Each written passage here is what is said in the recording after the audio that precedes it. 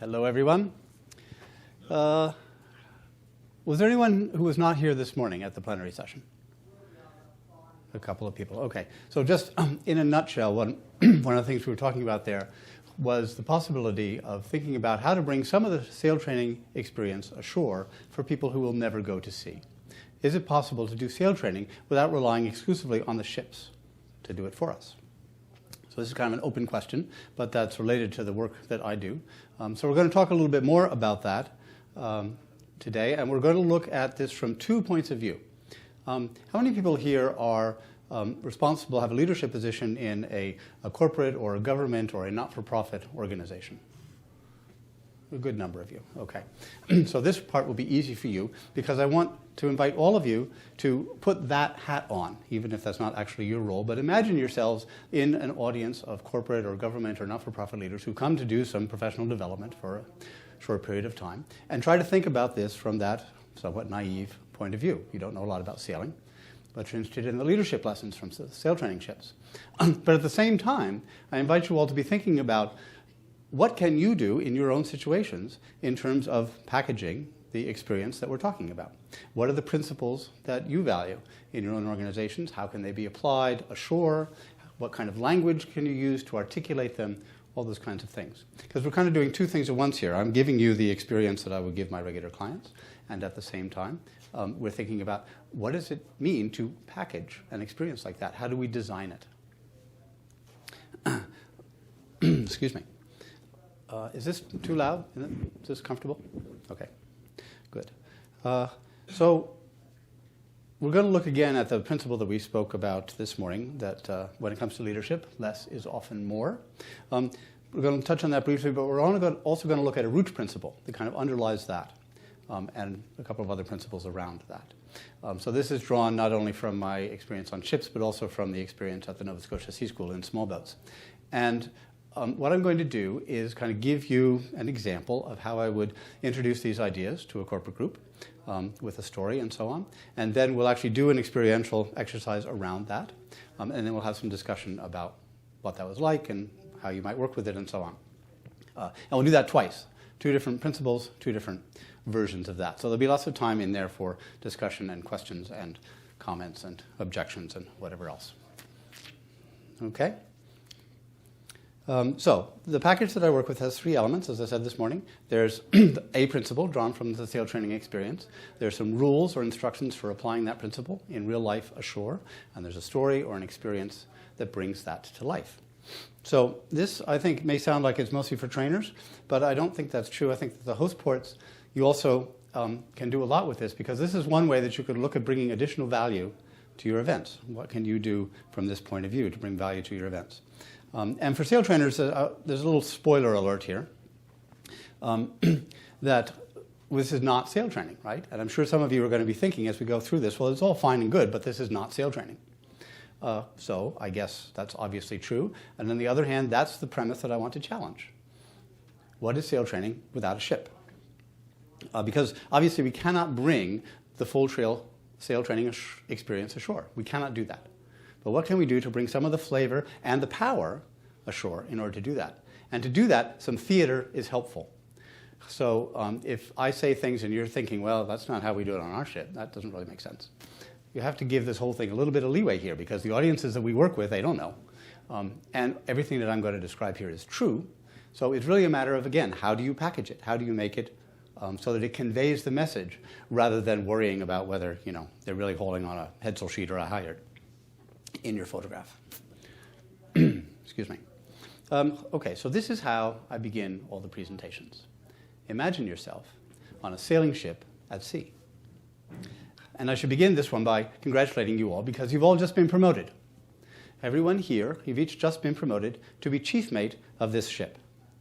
Now, if there's any captains here, I apologize. That might sound like a demotion, but it's really a promotion, because we know that actually the mate runs the ship. So you've been promoted to be chief mate, which is chief operations officer. This is the square topsail schooner Californian.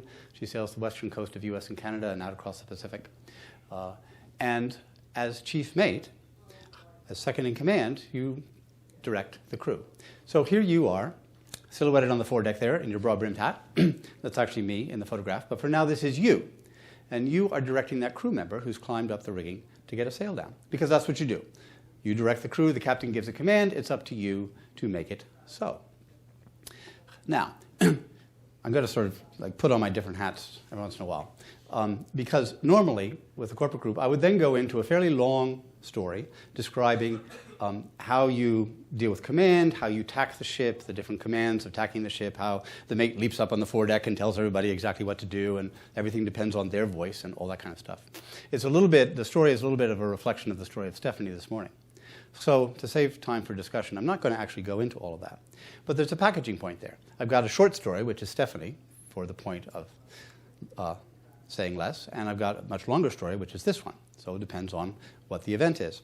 So we're going to leap ahead a little bit. I imagine that I've just been talking to you at length about how you as chief mate would really give a command for every step of the maneuver and be on top of everybody's performance. But then you end up sailing with a different captain, Captain Andy Ray Ellers, who's the real-life captain that I sailed with on the Californian. Perhaps some of you know him. And Captain Andy has a different approach. He doesn't like all this command barking. So Captain Andy wears a ball cap when he's sailing. And so he's back at the wheel, charming the guests. Everyone wants to talk to the captain. But at some point, he turns his ball cap sideways, like this. Now, you and the rest of the crew are also mingling with the guests, telling your sea tales. But you all have half an eye on Captain Andy, so somebody notices the ball cap. And they excuse themselves from their conversation. They move to position at a sail. Someone else notices them moving, and they move too. And pretty soon that awareness has rippled through the whole crew, and everybody is in place. And then you signal back to Captain Andy at the wheel, and he turns his ball cap backwards. Now the ship starts to turn, and the crew are focused on the sails. And at just the right moment, as the wind starts to catch the sails, they pass the flying jib, and they pass the jib. A moment later, they pass the staysail. Then they let go and haul the topsail braces. The topsail swings around. The ship is off on her new course. The tack is beautifully executed once again, and you have said nothing. No one has said a word. The crew know their job. Now, maybe one time they're a little too quick on the staysail, and you need to tell them to wait, to hold that sail, but you don't say anything. This is the command for hold, because the crew also have half an eye on you. So they see this, they wait, then at the right moment you can let them carry on. So when the tack is done, you go back to your conversation with the guests, and they all say, that was very smooth. We didn't even hear any commands. How did you know what to do? And you smile and say, many hands, one mind. When we're in sync, the ship tacks herself. Now, what I feel is if I learned from Captain Andy, tacking the ship in that way, is this other fundamental principle. Leader dependence is not good for performance. We all may want to be the great man or woman on whom everything depends, but actually that's a very limiting approach. The Admiral David Gardam in the Canadian Navy calls that man or woman on whom everything depends the single point of failure, because if they make a mistake, everything gets screwed up. But we are very culturally conditioned, of course, to want to be in control. And we imagine always the image of this captain who sails with an iron fist and, barking out orders to the masthead and all of this. And there is certainly a place for that. Obviously, the captain has to be in control. But, excuse me, that again comes back to the notion that leadership, this is kind of a cultural conditioning. We think leadership is about getting people to do what I want. But it's not. Leadership is about getting people to do what they want. And what people want is to be the best version of themselves that they can be. The kind of leadership that we need to practice in sail training or in any organization ashore is that kind of leadership that's focused on helping people discover the best in themselves. So that kind of leadership is a practice of generosity. This is another one of the fundamental principles. This is perhaps the most fundamental principle of all. That effective leadership is first and foremost a practice of generosity. So if we look at it from that point of view, what does that actually mean in practice? Generosity. So what do you give? Well, when you and the old school captain in that first part of the story that we skipped over were giving commands for every step of the maneuver, you were giving the crew clarity and precision and success at tacking. You were also giving the crew a lack of trust because you implied that they could do it on their own. You were giving them dependence because they couldn't do anything without your say-so. And you were giving them tunnel vision because you didn't want them to pay attention to the big picture, but just to listen to you. When you and Captain Andy let the ball cap give command, You still gave the crew clarity and precision and success at tacking, but you also gave them mutual trust, genuine responsibility, and the ability to focus on their task and at the same time be aware of the big picture. This is the kind of generosity that helps that crew really bring the best of themselves to that moment. Now, one thing is important to realize here, which is that in both cases, the task is the same. In both cases, you're tacking the ship, right? You're doing what you do anyway. You don't have to take the crew ashore and do a week's worth of team building to come and tack the ship better. You use tacking the ship as the training process, but you do it in a different way that helps to really bring out the best in the crew. So this notion of generous leadership is not, we don't have to do anything differently. It doesn't change the tasks. We still have to do whatever it needs doing. Generous leadership changes attitude, and attitude changes everything. It's not enough to lead people's activity. If we want to bring out the best in people, we need to find a way to lead their attitude as well. And there's a wonderful paradox here, which is bringing us back to this morning's theme, that when you gave less direction, you actually got better performance because you got better attitude. When it comes to leadership, less is more. All of these principles begin to tie together. And then when it comes to practicing leadership as generosity, the greatest generosity may in fact be giving less. And in a time when all of us are constantly being asked to do more and more and more with less and less, this can be a relief. You can actually do less. And if you do it well, you can get more. So this is the principle of less is more all over again. And what would it be like in your organization ashore if your team could complete a complicated undertaking on time and all you had to do was turn your hat? Now, we talked this morning about the 3 guidelines for less is more leadership, this for generous leadership. So I'll just go over them very briefly. Again, oh no, wrong place. We don't need to go over them again. Does anybody remember what they were? The 3 guidelines for generous leadership, for less is more leadership? No, I guess I wasn't very clear, was I? Give what's needed. Give what's needed. Thank you very much. That's correct. Give what's needed, don't give what's not needed. Know the difference. And of course, knowing the difference is the hard part, right? So, before we go into that, I want to say a little bit about this principle of simple rules, which is an interesting leadership principle that's practiced in a lot of organizations. And it comes from some research that was done by a group of artificial intelligence scientists who were trying to simulate the behavior of a flock of birds or a school of fish on their computers. So, how many of you have had a bird fly into your window? Lots of people. Most of us, probably. How many of you have had a flock of birds fly into your window? Nobody. It never happens. Well, why not? It turns out that a flock of birds or a school of fish is up to 50 times more sensitive and responsive to its environment than an individual bird or fish. 50 times. So this is what the scientists were trying to understand. So they were trying to program some computerized fish that would behave like a real school of fish and discover what kind of instructions they needed. And you might think that because the behavior of a real school of fish is so complicated, all this unpredictable movement and avoiding predators and all of that, that they would have to give them a ton of instructions to simulate that behavior. But what they discovered was the opposite is true. If they could come up with between 3 and 5 of the right rules for their little bits of computerized fish code, the fish could simulate the behavior of a school. If they tried to refine that behavior by giving more instructions, the behavior deteriorated. So here's one of those computerized schools of fish, and they're following only 3 rules. And the 3 rules are, don't get too close to your neighbor or anything else, swim at the same speed as your neighbor, and swim toward the center line of the school. Those are the only 3 instructions. They're doing a pretty good job, right? They look pretty real. And they found that if they tried to refine that behavior with more instructions, the fish behaved less like a real school of fish.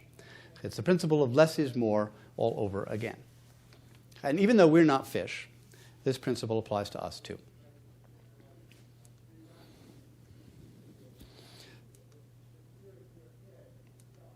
So here are these that we talked about already.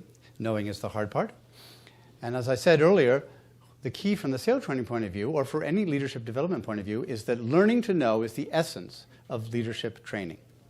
And one thing is certain, the surest way to give what's needed and to to give what's not needed and to miss what's needed is to think to yourself, well, I know what these people need, and I'm going to give it to them.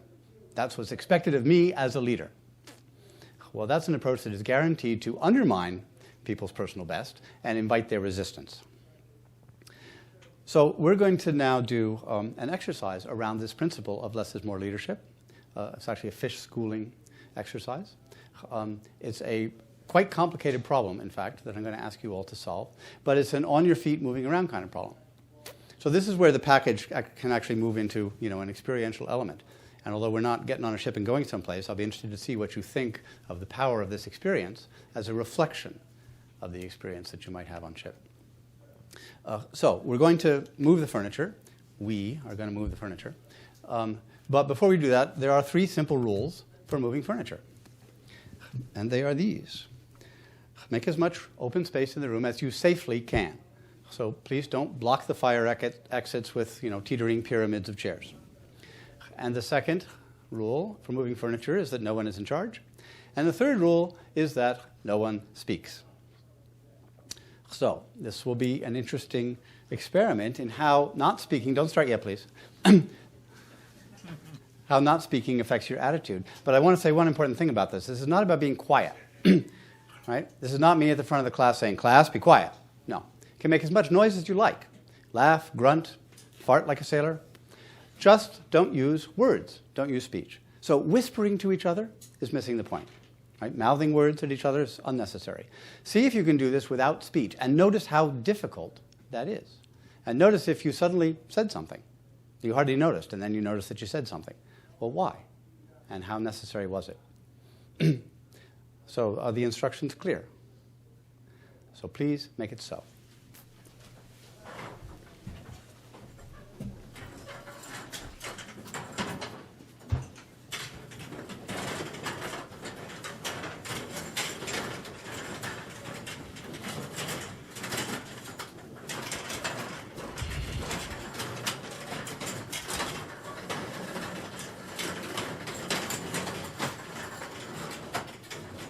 No, thank you.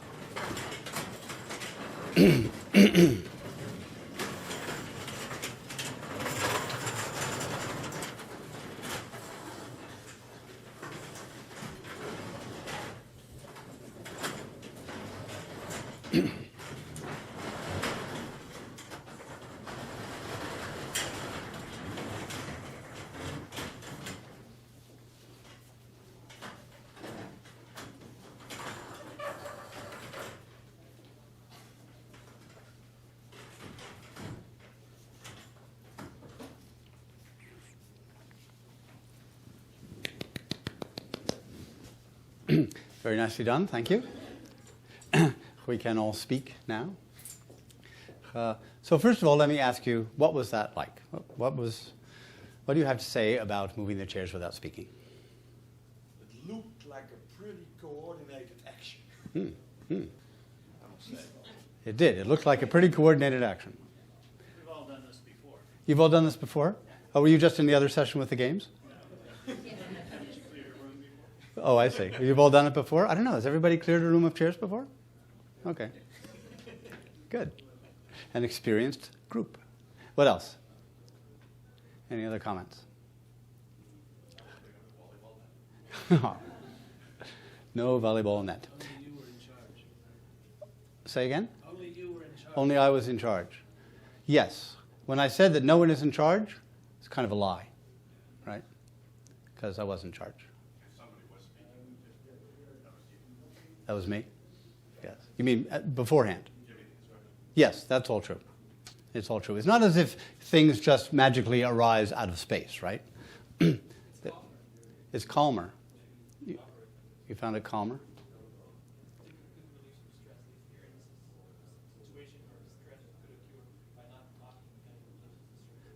Not talking might reduce the stress. Thank you. Any other thoughts? We had a common goal. You had a common goal? It's very singular. Yeah. And uncomplicated. A singular, uncomplicated common goal.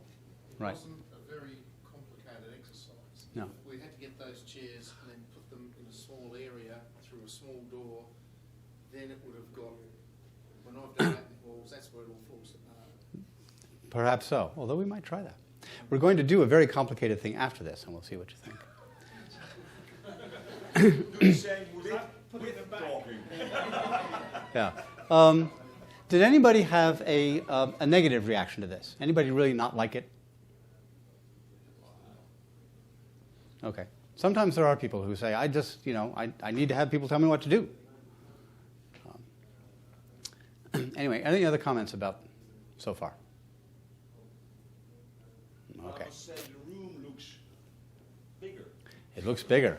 Ah, good. We'll come. After the action, things look bigger. Right. We'll come back to that point at the end. Remember that. Does it work with adolescents? Without what? Does it work with adolescents? Oh, yes. Yes, it does. Yeah. We at the C School will often sail the boat for half a day or a whole day without speaking. It's really quite fun. You can't do that in the first day, but after a few days you can.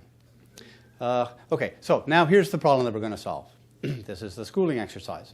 I'd like to ask each one of you, please, to choose 2 other people in the room, silently, don't say who they are, pick 2 other people in the room to be your schoolmates. So you know who they are, but they don't know that you've chosen them. With or without speaking. Without speaking, because you only need to choose it in your own mind. Right? You choose 2 people, but you don't say who they are. And you don't have to go and find them or anything. Just in your mind, pick 2 people. It's like, pick a card, remember the name of the card. Just pick 2 people and keep them in your mind. Doesn't matter if they're near you or far, whatever. And then the goal of the problem we're trying to solve is to position everyone in the room in such a way that each one of you is equidistant from your 2 schoolmates. So equidistant doesn't matter where.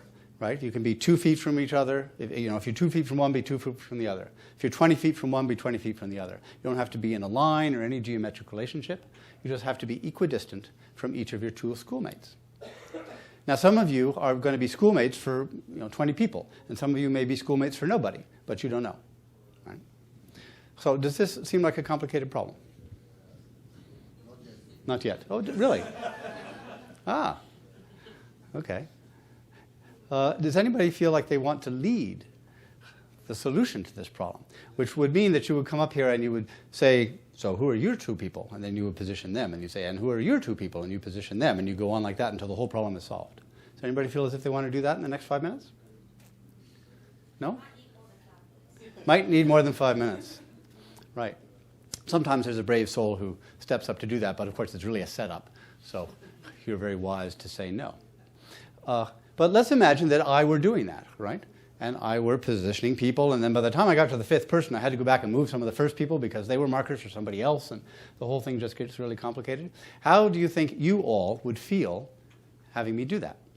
What effect on your attitude would that have? Annoying. Useless. Yeah. Time-consuming. Somebody might possibly be thinking, I could do a better job than that bozo. Right? Yeah, that would not be an approach that has a beneficial effect on your attitude. But that is the approach that many leaders feel they need to take. I'm the leader. I got to solve this. Let's see. Right? But it would take all day. So we're going to do it in a different way. We're just going to do it without speaking. We're just going to, move around until you are equidistant from your 2 schoolmates. And we'll know that the problem is solved when everybody stops moving. Now, does anybody think that this won't work? That we can't do this? No, you're a very trusting crowd. Depends on the fact that we're in total, meervoud van 3. Multiplier of 3, otherwise it won't work. That's false. It will work with any number. I think some people are going to have to change departments. No, please do not do that. Do not say, I'm tired of chasing Sally around. Why doesn't she stop? I'm going to pick somebody else. Do not do that. There's no cheating, right? I often, especially in corporate groups, people, sort of financial computer people, they often think, nah, that you can't do that. That'll never work. It's, you need an algorithm. Anyway, we're going to try this. So please do not speak. Place yourselves equidistant from your 2 schoolmates. When we are all stopped, the problem will be solved. Okay? Please begin.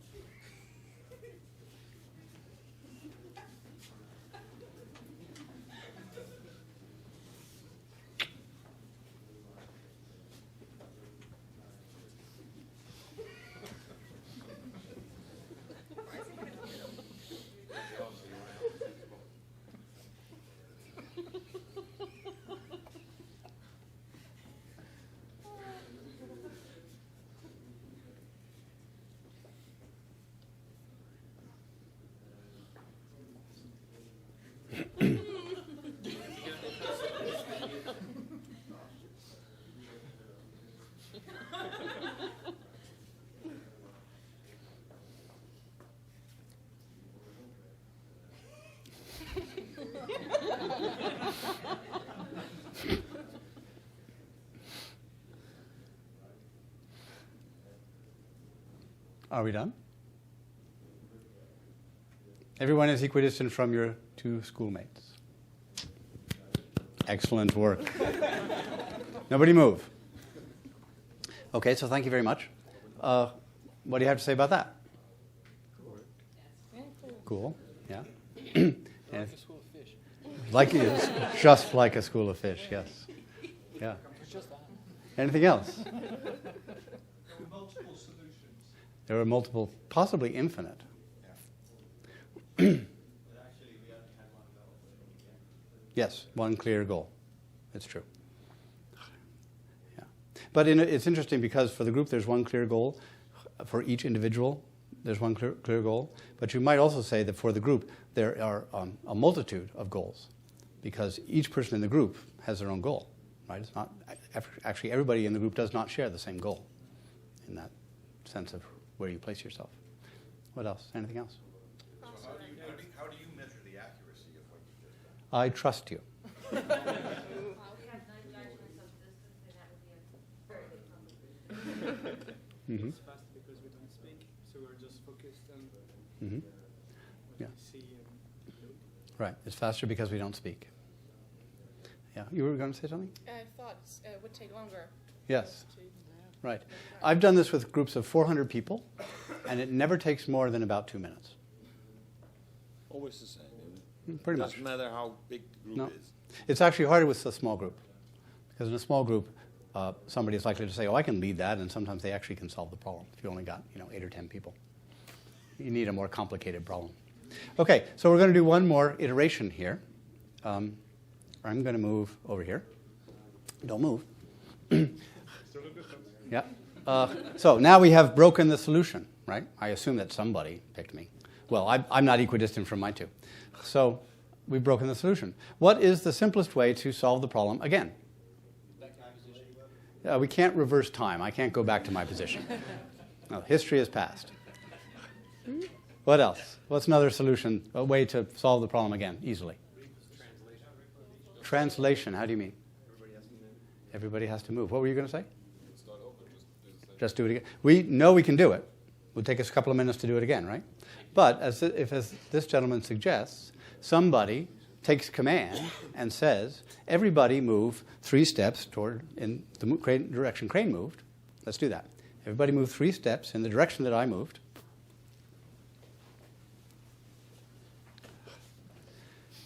Now, it's probably not perfect, but we're probably pretty close to being solved again, right? So this is an example of knowing the difference, right? If in the first instance, if some commander took over and tried to solve the problem, that would definitely be giving us a solution we did not need, right? In the second instance, we didn't need much, right? In the third instance, we actually did need something. We needed very clear command. So it's not to say that because less is more leadership, it's not okay to step up and take command. Sometimes that can be the most generous thing to do. And it can actually be the least thing to do in a way too. Because all it takes is for one person to say, do this. But you have to know the difference. So that's what this has been about. Any other comments? Any other comments either about your own personal experience of what has this got to do with your own leadership in your organization, or any comments about this sort of packaging idea? It's like, what have we done here that is bringing sail training ashore? What do you do if you have 2 leaders? 2 leaders. Yeah, if somebody says, all move in the same direction as you, and the other one says, just start to relocate or Right. rearrange. You have 2 leaders with different solutions. What do you do? I just sit down. Everybody sit down. You go on strike and let the leaders resolve it? Oh, perhaps. How can you define people and break it by Right. not doing what they're supposed to do? Yeah. Well, clearly at that point you've got a problem. And those 2 leaders, if they are kind of fighting with each other about whose solution is best, they are not taking a generous approach to the task they need to accomplish. They're making it about them. So that's the fundamental mistake. The need is to actually look at what is needed here and what is not needed here, and to try to understand that more deeply. So that's a conversation they can have between them. What else? Any other thoughts?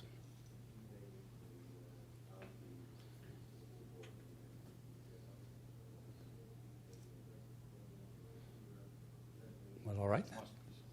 No, it doesn't have to be. Maybe there's something that's coming up later. Anyway, thank you very much.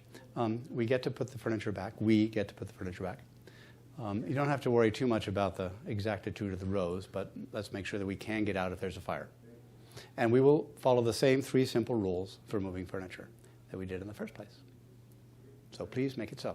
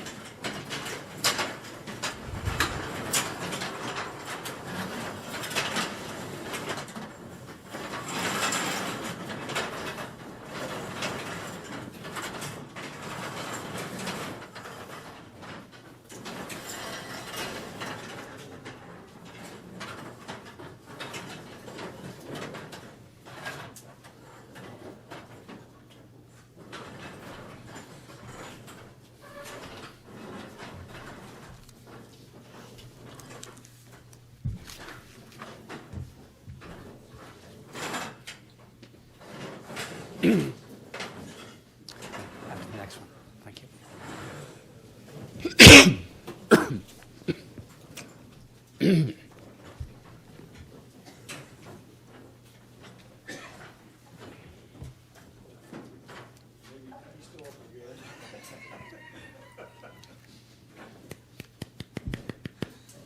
Nicely done once again. Thank you. Best group ever. Best group ever. Best group ever. That's right. Until the next group. All right, good. So, thank you. I really am interested in this question of, some of these ideas I'm fairly confident have some connection with your experience personally. But I'm also really interested in this notion of how do we package an experience to bring some power to it when we don't have, our ally, the ship, and so on. And so this schooling exercise is a real eye-opener for the corporate groups that I work with. And it really brings this idea of less is more very vividly home to them, much more than if I just describe it and tell a story. So when we don't have the power of the ship, what kind of packaging can we do? Now, so far we've been talking about working with other people, leadership and helping other people discover the best in themselves. Well, what about ourselves? What about working with our own attitude, finding our own personal best, even under pressure, on the spot? So it's very easy, as we all know, to get caught in a kind of personal mental claustrophobia when the pressures of the day are overwhelming us and we really feel very small-minded and blinded and dark and exhausted. This is something that's very familiar to all of us, that kind of personal claustrophobia. But, of course, we're also very familiar with kind of an opposite state of mind, which is a much more expansive and unencumbered state of mind. And that more expansive state of mind is actually the source of our personal best. We are not going to succeed in bringing our best to the moment if we are stuck in our own mental claustrophobia. But we know both sides of this equation very well. The trouble is that it's easy to get stuck in the claustrophobic side. And we tend to think, well, I'm just in a bad mood today. It's like waking up is like gambling. You don't know what you're going to get, and you're just stuck with it for the day. But actually, there are ways to shift your attitude on the spot from a more claustrophobic state to a more expansive state when we need to.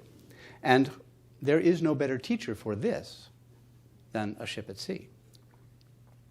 So those of us who have spent time at sea, we're really very familiar with that mind-expanding quality of the ocean all around us. It's tremendously powerful. Is there a way to bring that ashore? So here's my attempt. Once again, imagine yourself on a sailing ship at sea. It's the beginning of a 2-month voyage to Argentina. The land is already far behind you.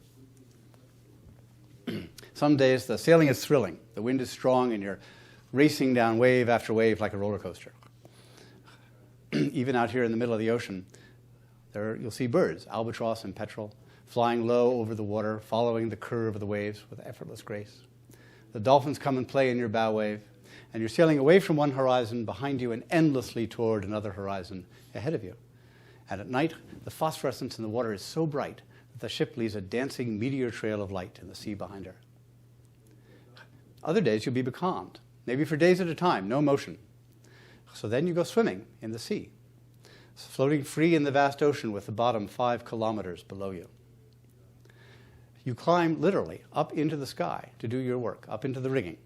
And there you see the whole ship laid out below you, the whole ocean world around you, the vast sky arching over all of it. And you are up in it. This is where you do your work, between sea and sky, joining heaven and earth. A sailing ship at sea is the most expansive, big-hearted, generous experience that you will ever have. And you feel delighted and inexhaustible. At the same time, you live in a damp, dark, cramped hole below decks. And for personal quarters, you have a bunk that's too small to sit up in, and for privacy, a curtain. And while you're trying to sleep, the next watch is having breakfast at the table right beside your head. When the weather's bad and the hatches are sealed, the air is rank and stale below decks, and the condensation drips on you from the overhead. And everything, of course, is constantly moving, sometimes with a slow, sickening roll, and sometimes in a storm so violently you can't stand up. It's like living in a washing machine on an endless cycle. And then on deck, the woman in front of you is just annoying, and she grates on your nerves. And the guy behind you has this sneaky way of making himself look good without ever really doing very much work. But your lives are literally in each other's hands. In a storm at night, up in the rig, do you trust them? Do they trust you? And of course, there's no escape from any of this. Once you're at sea, you don't get off. Being on a sailing ship at sea is the most small-minded, self-protective, claustrophobic experience that you will ever have. And all you want to do is hide in your bunk until the voyage is over. But you always have a choice. Your attitude is a choice, and it depends on which way you choose to look, in at the overcrowded ship or out at the vast ocean. Small mind or big heart, it's a personal choice. And one thing is certain, we cannot find our personal best when we are stuck in that small-minded, claustrophobic experience. But the great thing about being at sea is that that more expansive state of mind is pretty much inescapable, because the expanse around us is so great, and it's always there. But the truth is that that more expansive, unencumbered state of mind is our natural state. We cover it up with speed and ambition and worry and everything else. But it is, in fact, our natural state. It is always available to us. Now, this is true in small boats as well. This is one of the boats that we built at the Nova Scotia Sea School. This is a 30-foot open, spitzel catch-rigged pulling boat. There's no cabin, there's no engine, just oars and sails. We take 13 people in these 30-foot boats for voyages of 5 days to as long as 21 days, living in the boat and exploring the Nova Scotia coast. Now, as I said, it's an open boat, so if it's raining or if it's windy and the spray is flying, we get wet. And we stay wet until the sun comes out to dry us off. I think this slide speaks for itself. These are our sleeping arrangements. We do put up a tarp between the masts at night to get a little shelter, but here you see some of the crew cooking in the cockpit. The rest of the 13 are huddled underneath that blue tarp. So you can imagine the claustrophobic element here is very intense. At the same time, we're out along this magical Nova Scotia coast. Beautiful, sparsely populated islands and coves on one side, the ocean horizon on the other. Again, the vast sky arching over it all. At night, we each take a turn being on anchor watch, sitting alone under the night sky, watching the moon rise out of the sea.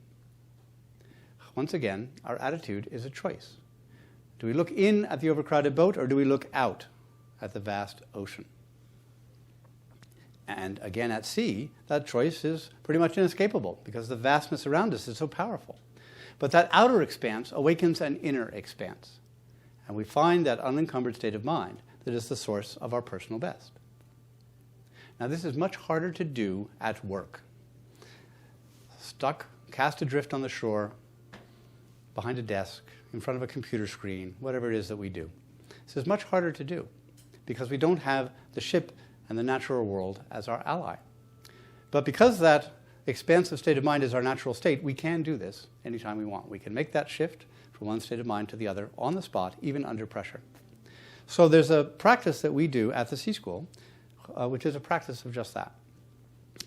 Something that we do twice a day in the boat with the teenagers, and it's a practice that I'm going to introduce you to now. So this is a practice that you do not need a boat to do. You can do it in your car, at your desk, anytime, anywhere. But to teach it to you, it's very helpful to have a boat, because that's where this comes from. So we're going to make a boat here in the room. I brought a boat with me. But once again, once again, we get to make some open space in the room to have the boat. So we get to move the furniture again, following the 3 simple rules. Before we do that, how many of you are thinking, come on, we just did that. Like, I get the point. Do I have to move the stupid furniture again? Anybody feeling that way? Yeah, a bit. Yeah, a little bit. Anyone else besides this outspoken gentleman here? A few? Well, you're a pretty good crowd, actually, because usually half the people raise their hand. So the point of that is that we are now moving into the notion of practice. How do we actually, I was talking this morning about what is the practice of sail training. Well, now we're starting to get into the practice of working with our attitude. And the notion of practice is something you do over and over again. And also, you don't have to cook up some big fancy thing, right? You don't have to go on a 2-week attitude adjustment retreat, right? Just as with tacking the ship, you didn't have to go do team building ashore for a week so you could tack the ship better, right? You just tack the ship, but you do it without speaking, and that produces the result you're looking for. We take advantage of the chairs. It's what we've got. Moving the chairs without speaking actually is itself a practice of working with our attitude on the spot. Now, maybe it makes you grumpy, but then you can notice, oh, I'm grumpy. Can I do something about that? So that's the reason I'm asking you to do it twice, and we'll be talking more about practice as we go. So, everyone remember the directions for moving furniture? Please make it so.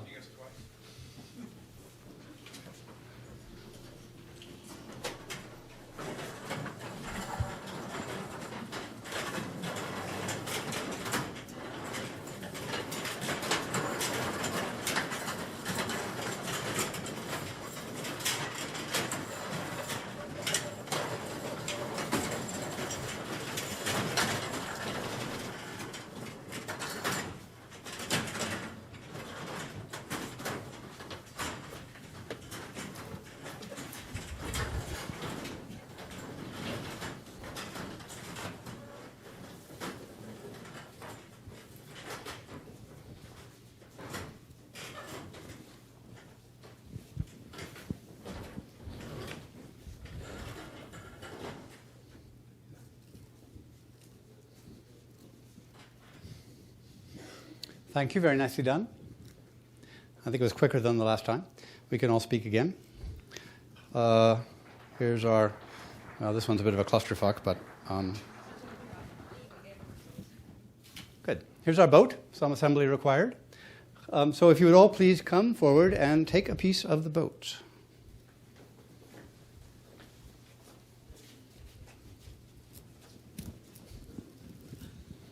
Yes? Good. Very good. Thank you. So now, we want a pointy end down here and a blunt end down there and 2 beautifully graceful curving sides. You saw how sleek the Sea School boats were. That's what we want. So can we do that? You can move. And who's got both ends? Yeah, so you can just let the ends, like pull the slack and let the ends fall on the floor is fine. No, as you pull it in, like you're going to be getting some slack, you don't have to hold on to all the line. Okay, so this is not quite meeting the specs, I would say. It's a little fat down there at the blunt end. So let's bring it in. So all of you come closer together at the stern there. And the sides, a little closer, a little more lovely curve. Good, so we have the big gaps there at the stern. Those need to disappear. That's right, that's right. Move along. Good, so I guess you guys you're the pointy end, it looks like now. Oh. Okay. It's not bad, but it's still a little bulgy, would you say? Come on in.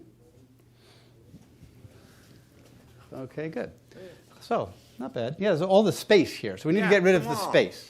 So if you've got space next to you, feed your line down to the end so it falls on the floor. Remember sleeping in the boat? That's what we're trying to approximate here. So there's a big gap there. There's space here, if you, with both ends, would just keep pulling, please. Let's get it in. That's right. So we want to get it in closer and closer, closer. Closer, closer, closer. Very nice. Are we there yet? It's a little more space. Come on, let's take up some more line. These boats are a little too big for us, wouldn't you say? All right. There, now we're getting there. Lovely. Okay. Very good. The boat can go on the floor.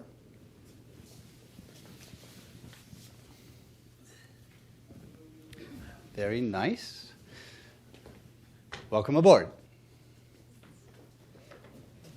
Yeah, sorry, Cor. Very good. Man overboard. Yeah. All right, good. So this is a bit of an exaggeration, but not much. Anybody feeling a little bit claustrophobic? Yes? Not happy? Anybody think, this is great, let's get closer? I'm thinking about going in the middle. Yeah, you don't want to do that. You're on the off watch. You can lie down. Right. Were you just playing the game with me before? Oh, that's right. We were, yes. We were a bit closer. Yeah, we were a bit closer before doing this not thing. That's very true. Okay.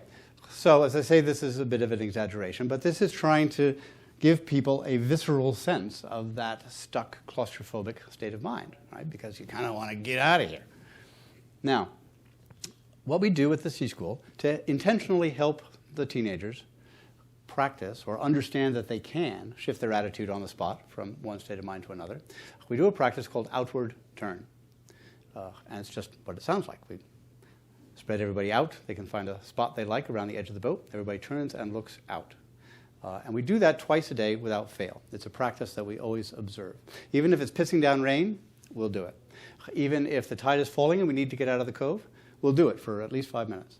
Because time may be of the essence, but our state of mind is very much of the essence.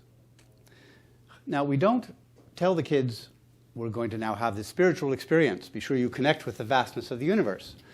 No. We don't read inspirational excerpts. We say, look out, be quiet. We'll tell you when it's over. But after a few days, if we forget, the kids will say, hey, come on, we've got to do outward turn. We forgot. Right?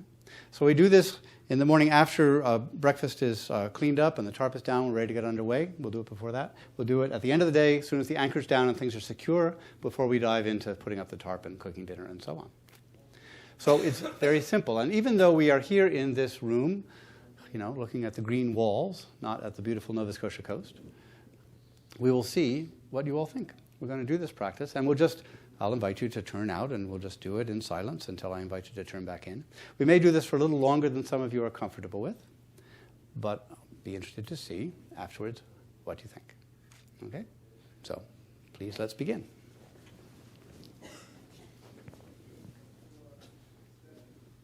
We will be challenged here by the voice from the other room. So you'll have to think of that as the wind in the rigging or something like that. An albatross.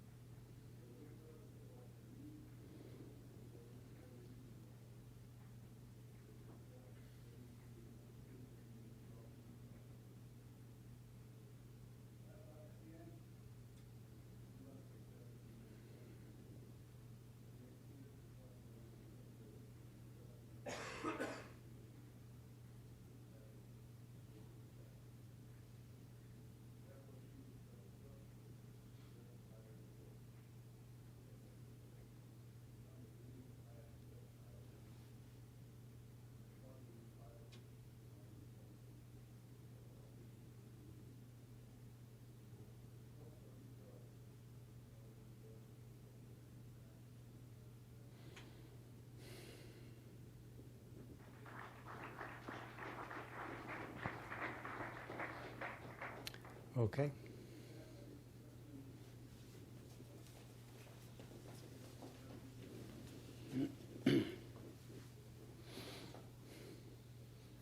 So, what do you have to say about that? You like silence. Why? You think we're talking too much all the time? I'm repeating this in part so that everybody can hear, but also because it is being recorded, so that people who can see it afterwards will know what's said. Any other thoughts? You forget how many people you're with. Yeah. Anybody else have that experience? I find I was by myself. By yourself, yeah. Uh-huh. What else? Say that again? I got bored. Yes. And was that a problem? I like doing things, so I end up fidgeting, which I think the two needs to be. Uh-huh. Okay. But I ask again, was that a problem? Probably not. Perhaps not. I mean, not necessarily anyway. I think we're all kind of trained to think that boredom is a problem. But I think it's often an opportunity. I asked about what I was supposed to do. Well, Yeah, I just went blank, so I was like, good. Well, that's fine because there wasn't anything you were supposed to do. I feel like I'm supposed to do something. Right. This is a very interesting human phenomenon, isn't it? We always feel as if we're supposed to be doing something. Even if we're doing nothing, it's like, okay, now how do I do nothing? Right? Am I doing nothing now? Is this nothing? Am I doing it right? It's very odd. What else? It was longer than I thought. It was longer than you thought. Meaning in terms of minutes? Yeah, it was longer. I was sort of saying, okay, must be over by now. Impatient. Yes, impatience, How right. many minutes it was? I think it was about 3 minutes. Oh, I thought 6 or 7. Yeah, not very long. Anybody else have that feeling? It's like, enough already? It was longer. Yeah. Yeah. I was just settling in. You were just settling in. Huh? And what you realize is that you hear a lot of noise in the surrounding. Yeah, So we were quiet, but it wasn't quiet, so to say. that's right. And I thought by myself, how long ago I was in a surrounding where you only could hear your own blood flowing. That's And right. So it was completely quiet, and I couldn't remember. That's right. That was Yeah. a quite amazing thought for myself, I must say. And also for a lot of the teenagers particularly, but for us in general perhaps, is when was the last time that they actually were quiet long enough to hear what was going on? Without a smartphone. Without a smartphone. No phone was ringing. Unbelievable. That's right. What else? Any other comments? Oh, is this supposed to be texting? Start to float. Your thoughts start to float. Do you want to say more about that? I'm not. How do you mean? You just think about things that you might have forgotten during the course of the day. Mm-hmm. Things that are, for me, back home, Mm-hmm. that I haven't thought about for the last day. Reoccurred, came back, and then, Right. Yeah. Things arise. Sometimes unexpected things arise. That's definitely another value for doing this with the teenagers because at the end of Outward Turn, we'll sometimes have a little discussion, and they say the most remarkable things. What else? It's pretty relaxing. Pretty relaxing? Yeah. So, anybody besides the lady who spoke about boredom feel that it was not relaxing, that it was sort of the opposite of relaxing? You didn't? Not for me also. No? So do you want to? No, I was thinking about the things I should be doing. You were thinking about the things you should be doing. That's right. How many of those things would you have accomplished in those 3 minutes? Oh, I'm thinking I could actually go right now and phone my office. Yeah. You could have, it's true. Yeah. What else? It would be complicated to do that in the office, just sit there and stare out of the window hoping someone comes by and then want to do something. Uh-huh. So it's rare that you have like several minutes of like really silence, right? Especially sitting in like open space office. It's just nightmare. Yeah. Yeah, we don't do this much. We don't seem to be naturally inclined to stop. Possibly it's fear of death. It's like if I'm doing something, I'm still alive. Any other comments? I think the shift of attitude you were talking to is this process is kind of it's like when you go forward, if you want to go the other way, you got to stop and then change the direction. Well, this is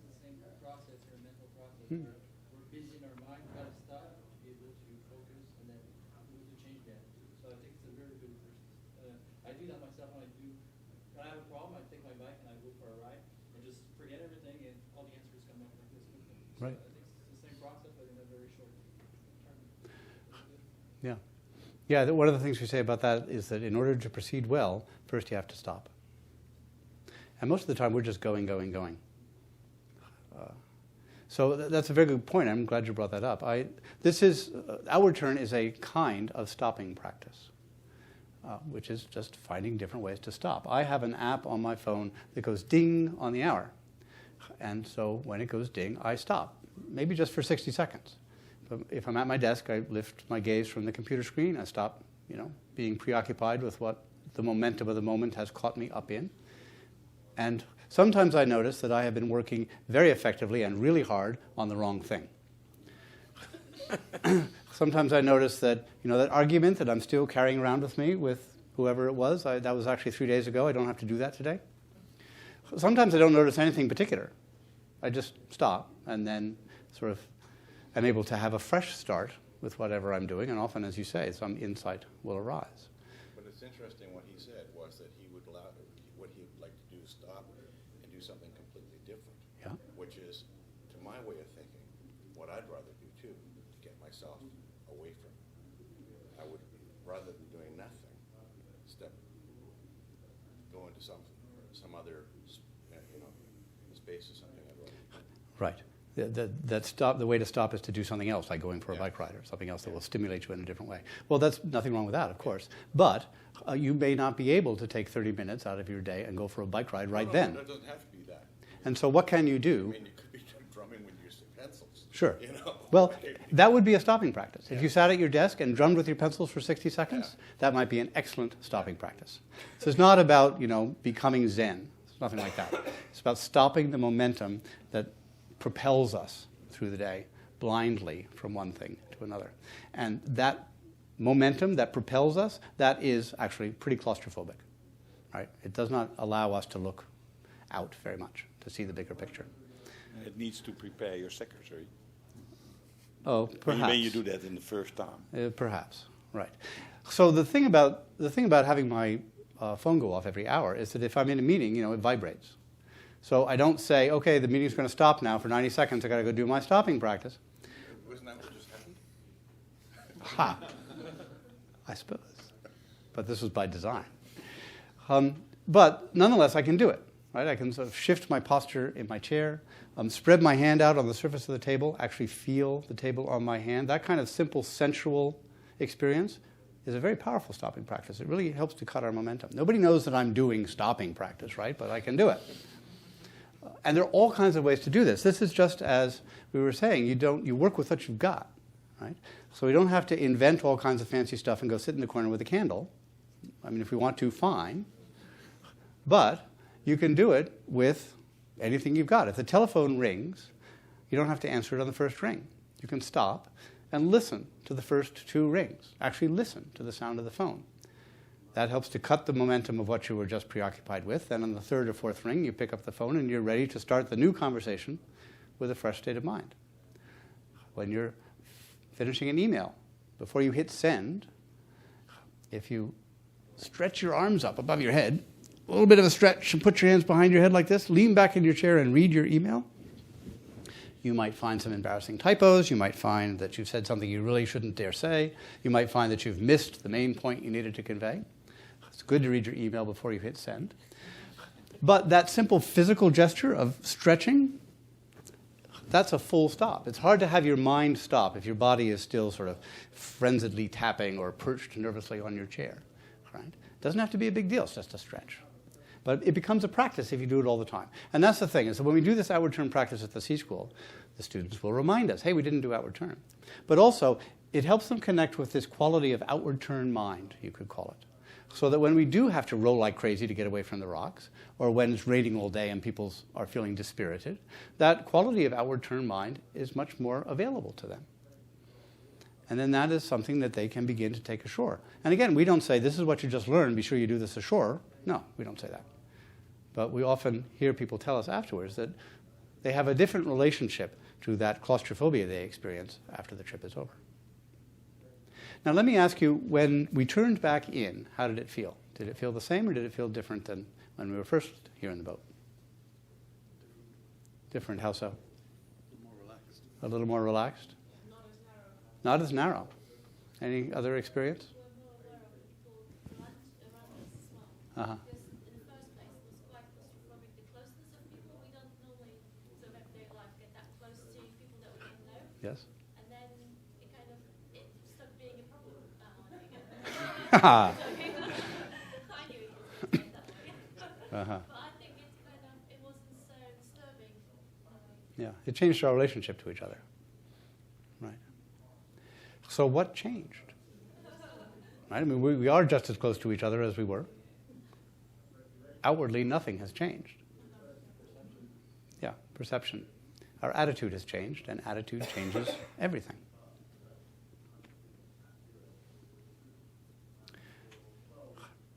So this is, I think, one of the most powerful things that I learned at sea, on big boats or on small boats. Just being able to recognize that contrast between the claustrophobic state of mind and the more unencumbered state of mind. And then recognizing that, in fact, there are reminders of that all around me. When I'm at sea, the horizon is a powerful reminder, but anything can be a reminder. And I can put a little stop sign on my desk, or I can just put a rock there that means something to me. It doesn't mean anything to anybody else, but when I see it, it's a reminder. Oh, I could stop now for 5 seconds. So the point of the practice is that it's something that you do often in small ways. It doesn't have to be a big deal. You do it with what you've got already, but you do it a lot. And becomes habitual, and that quality of outward turned mind becomes more available to you when you need it. Any other comments about this? I suppose it's the difference between being, when we were first in, we were sort of focused on you and what we were doing. And then we turned around and our minds wandered wherever it was. When we turned back, we were more vacant, I suppose. Perhaps, yeah. Well, I think that's a good point too, is that you can't lead stopping practice, right?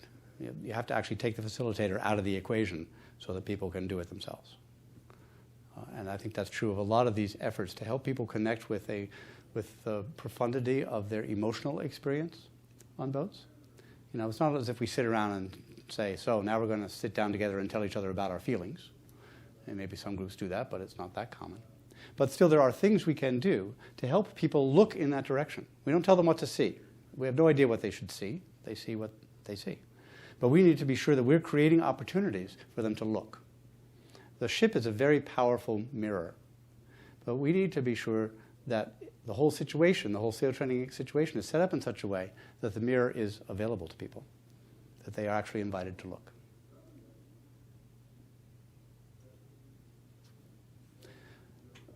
Anything else?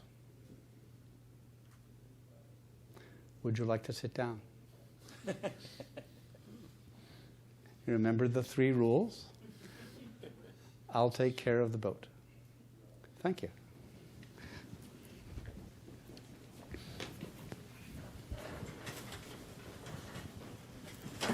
And